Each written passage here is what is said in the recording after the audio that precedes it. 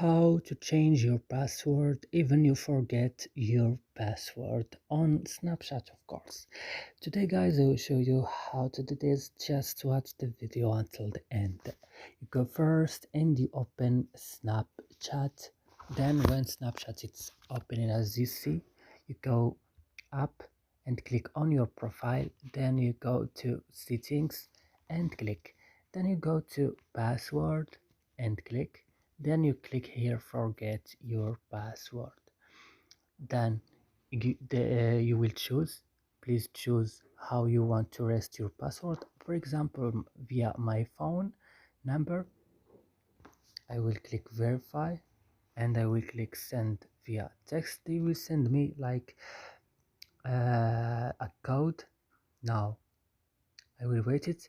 As you see now, they sent me, and now they told me to change my password. As you see here, this is my Snapchat message, as you see. And that's it guys, you will just enter your new password, and here you will confirm your password. And that's it. I hope this video is useful. Don't forget to like and subscribe, and see you next